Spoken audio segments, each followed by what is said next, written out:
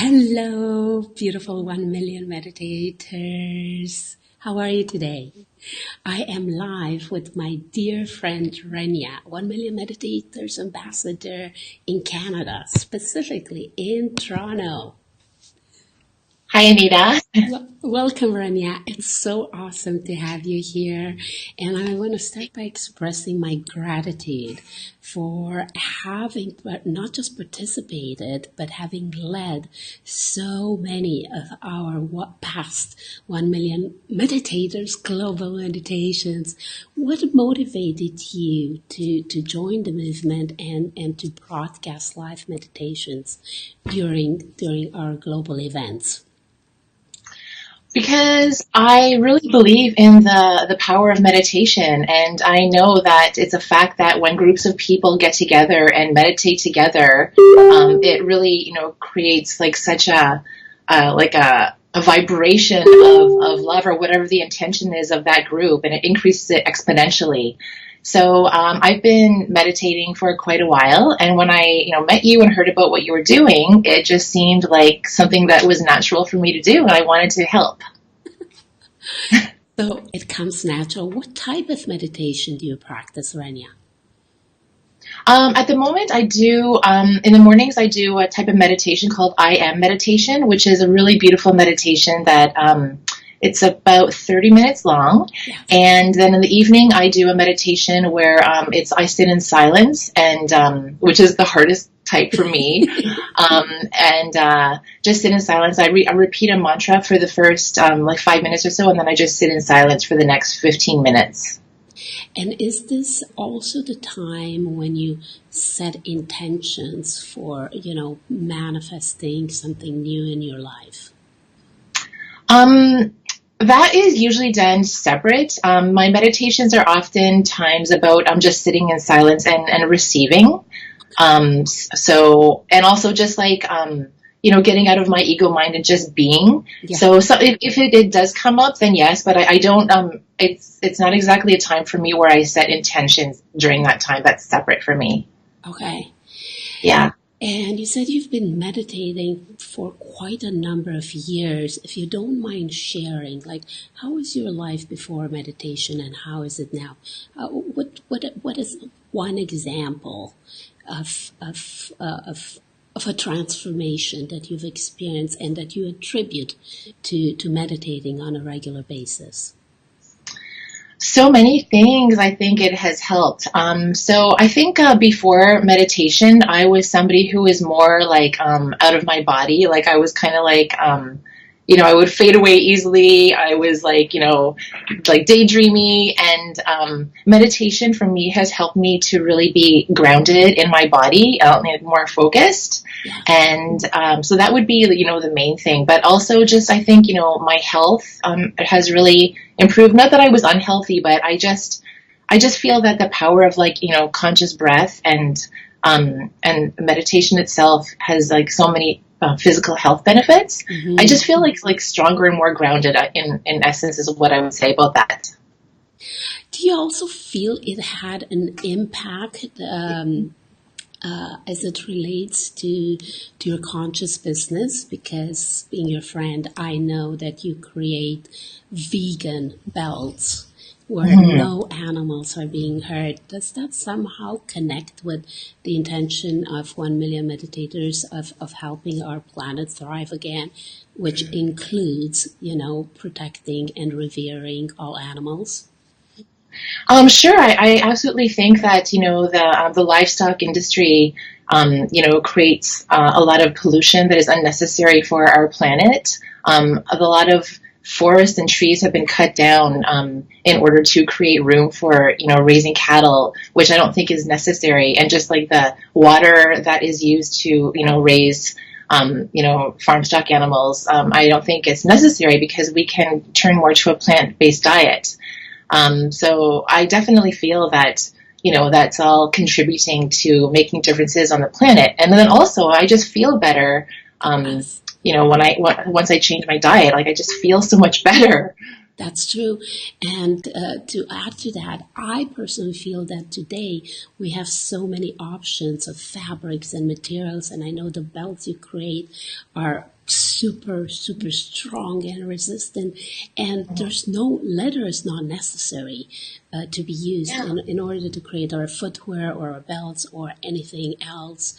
And this love of sentient beings, I know also made you join and volunteer with this most amazing, most important project started in Canada by a small group of Canadians. MAPS. Can you please share with us about MAPS?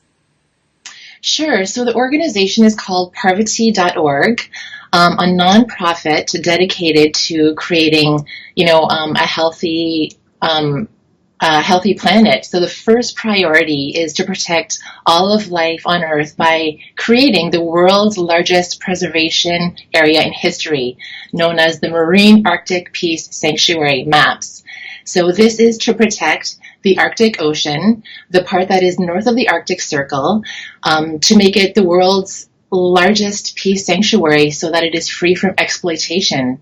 And it's so important because, the ice acts as the weather, like our air conditioning system for our planet, and it helps to keep our planet cool. So we just want to make sure that it's protected from, any kind of exploitation, any kind of seismic testing, militarization.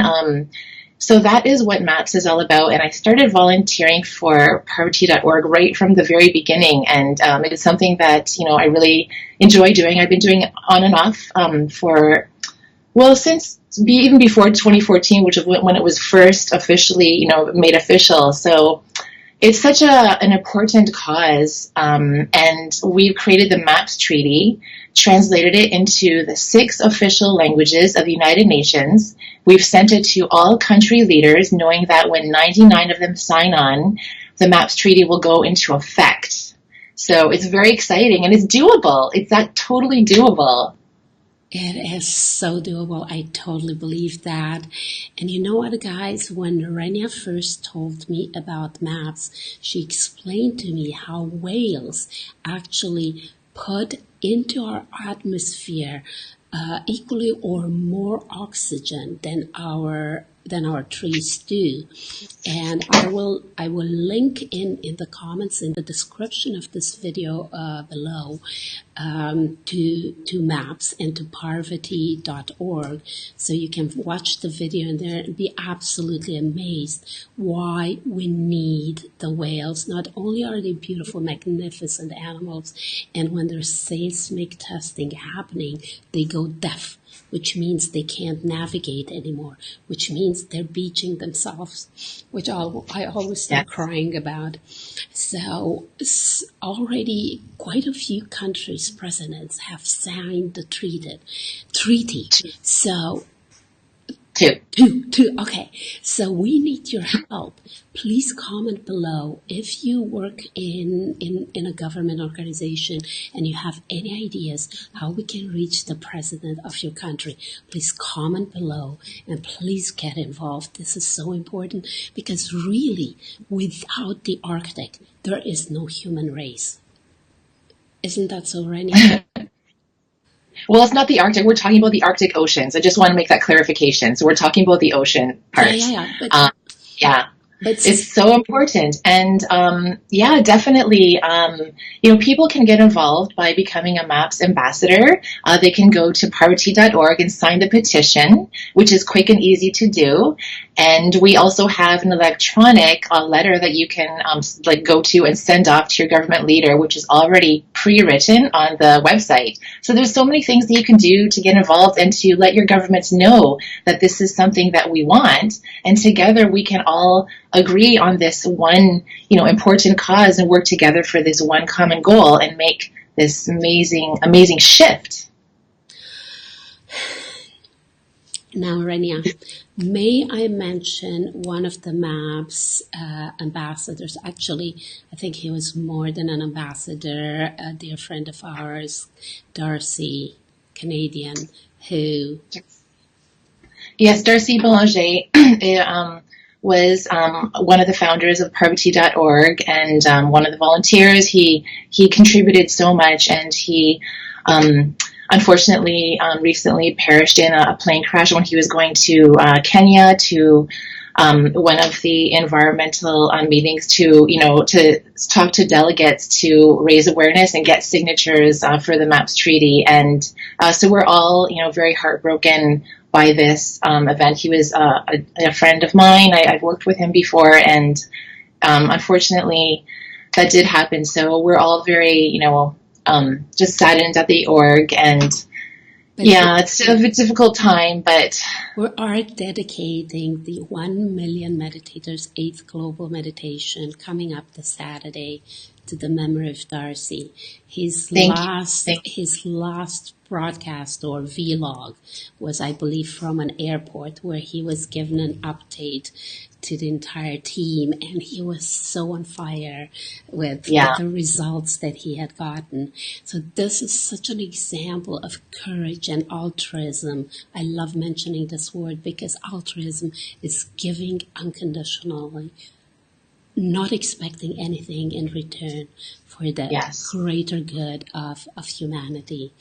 Thank you so much, Renia.